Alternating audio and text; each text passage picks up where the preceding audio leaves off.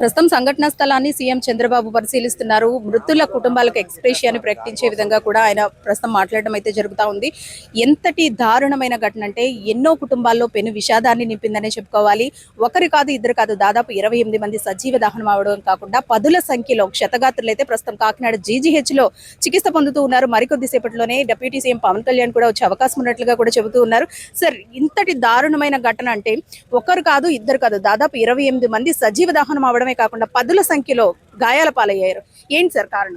Actually ఏంటంటే ఈ పరిసర ప్రాంతాల్లో ఏదైతే మందుగుండు సామాగ్రి తయారు చేసేటువంటి కార్యక్రమం ఏదైతే ఉందో చాలా సంవత్సరాల నుంచి జరుగుతూ ఉంది. చాలా ఫ్రీక్వెంట్గా యాక్సిడెంట్ అవ్వడం, ఒకళ్ళిద్దరు ఈ ఫైర్ యాక్సిడెంట్లో చనిపోవడం జరుగుతూ ఉంది. చూస్తూ ఉన్నాం చాలా ఇయర్స్ నుంచి. దీని మీద పటిష్టమైనటువంటి భద్రతా చర్యలు తీసుకుని ఉంటే కనుక ఈ పరిస్థితి వచ్చేది కాదేమో అనేటువంటిది నా అభిప్రాయం. రెండోది, ఇక్కడ ఉన్నటువంటి షెడ్స్ వేశారు, ఇక్కడ మెటీరియల్ తీసుకొచ్చారు, ఎంత మెటీరియల్ వస్తుంది, ఎక్కడ వేస్తున్నారు, ఏం చేస్తున్నారు అనేటువంటి మానిటరింగ్ వ్యవస్థ ఏదైతే ఉందో మేబీ అది పూర్తిగా ల్యాప్స్ అయ్యి ఉండొచ్చు. ఎందుకంటే మేము చూడలేదు. మేబీ అది చూస్తుంటే కనుక ఇలాంటి పరిస్థితి వచ్చేది కదేమో నా భావన. సార్, భారీగా మందుగుండు సామాగ్రిని తయారు చేస్తున్న చోట చాలా సేఫ్టీ ప్రికాషన్స్ తీసుకుంటూ ఉంటారు. ముఖ్యంగా ఒక చిన్న స్పార్క్ వచ్చినా వాటర్ స్ప్రింకిల్ అయ్యే విధంగా కూడా సిస్టమ్ ఏర్పాటు చేస్తూ ఉంటారు. కానీ ఇంతటి భారీ విషాదం అంటే గతంలో కూడా మనం దివాళీ టైంలో కూడా చూసుకుంటే కనుక 8 మంది సజీవ దహనం అయ్యారు. అక్కడ అన్ని సేఫ్టీ ప్రికాషన్స్ తీసుకున్నప్పటికీ కూడా ఉధృతి ఆ విధంగా ఉంది. కానీ ఇంత భారీ లెవెల్లో ఇక్కడ ఇంత పెద్ద సెటప్ ని వేశారు, మరి ఎటువంటి సేఫ్టీ ప్రికాషన్స్ తీసుకోవడం లేదు కదా సార్? ఎందుకని వీళ్ళ మీద చర్యలు తీసుకోవడం లేదు? ఘటనలు జరిగినప్పుడు మాత్రమే తూతూ మంత్రంగా చర్యలు తీసుకుంటున్నారు, తర్వాత ఇవి శూన్యమనే చెప్పుకుంటాము. మామూలుగా మందుగుండి సామాగ్రి అంటేనే చాలా డేంజరస్ యాక్టివిటీ అనేది మనం చిన్నపిల్లలు కూడా చెప్తాం. ఇంట్లో పిల్లలకి అక్కడ మందుగుండి సామాగ్రి దీపావళికి తీసుకొస్తే ఇక్కడ అమ్మ దీపావళి సామాన్లు ఉన్నాయి, చాలా జాగ్రత్తగా ఉండని చెప్తాం. అంటే చిన్నపిల్లలకి చెప్పేటువంటి వ్యవస్థ ఏదైతే ఉందో, ఎవరైతే కన్సర్న్డ్ డిపార్ట్మెంట్స్ ఉన్నారో వారు ఇంత పెద్ద వ్యవస్థని మ్యానుఫ్యాక్చర్ చేసేటువంటి వ్యవస్థలని ఎంత బాగా మానిటర్ చేయాలనేటువంటిది మెయిన్ ఇంపార్టెంట్ ఇష్యూ. నా భావన ఏంటంటే అండి, ఎక్కడైతే మ్యానుఫ్యాక్చర్ అవుతున్నాయో ఆ ప్లేసెస్ అన్నీ కూడా సీసీ కెమెరాస్ లాంటివి పెట్టి రెగ్యులర్గా మానిటర్ చేయాల్సిన అవసరం, పెట్టాల్సిన అవసరం వస్తుందేమో. కూటమి నాయకులు పెద్దలందరూ ఉన్నారు కాబట్టి వారందరూ కూడా తక్షణం మంచి ఆలోచన చేస్తారు. మా పార్టీ, అదేవిధంగా భారతీయ జనతా పార్టీ, తెలుగుదేశం పార్టీ, అదేవిధంగా జనసేన పార్టీలో కూటమిలో భాగంగా ఇటువంటి సంఘటనలు మరొకసారి ఎప్పుడు జరగకుండా తగు చర్యలు తీసుకుంటారు. సాక్షాత్తు ముఖ్యమంత్రి గారు, మా రాష్ట్ర అధ్యక్షులు పివిఎన్ మాధవ్ గారు కూడా ఇక్కడికి వచ్చారు. వారు కూడా అన్ని పర్సనల్గా చూశారు. వారితో కూడా మేము డిస్కస్ చేస్తాం.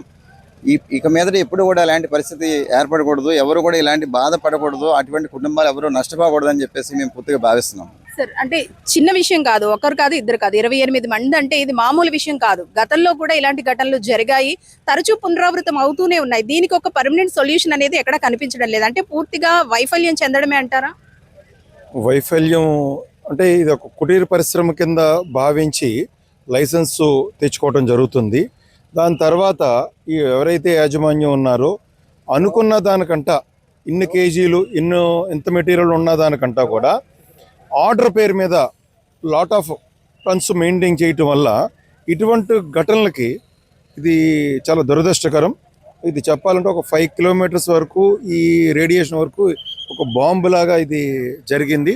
ఇటువంటి దగ్గరలో ఈ మ్యారేజెస్ ఇవన్నీ ఉన్నాయన్న దాని మీద ఇంత స్టాక్ మెయింటైన్ చేసిన దాని మీద ఇంత విద్గోటం జరిగిందన్నది భావిస్తున్నాం.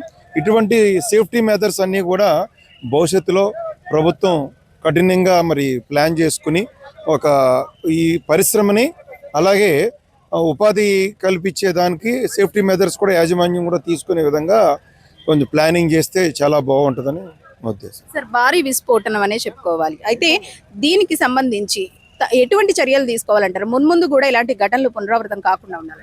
ముందు ఇటువంటి చేసేటప్పుడు అధికారులు పర్మిషన్ తీసుకోవడం కంపల్సరీ. అది తీసుకున్న తర్వాత వాళ్ళు తగిన జాగ్రత్తలు తీసుకున్నారా లేదా అనేది కూడా అధికారులు చెయ్యాలి. కానీ అధికారులు అక్కడితో ఆగిపోతున్నారు. ఏం చేయాలో తెలియట్లేదు వాళ్ళకి. ఇదే గ్రామంలో, మాది ఇదే గ్రామం, ఇక్కడ నుంచి ఒక ఇంచుమించు 5 కిలోమీటర్ల వరకు కూడా ఇలాగ విస్ఫోటనం జరిగింది. ఆ శబ్దానికి అందరూ అల్లిపోవడం జరిగింది. ఇవన్నీ చాలా ఇదిగా జరిగింది. ఇటువంటి చర్యలు మళ్ళీ జరగకుండా తగిన చర్యలు తీసుకోవాలని ప్రభుత్వాన్ని అందరూ కోరుతున్నాం, అధికారులు అందరూ కోరుతున్నాం.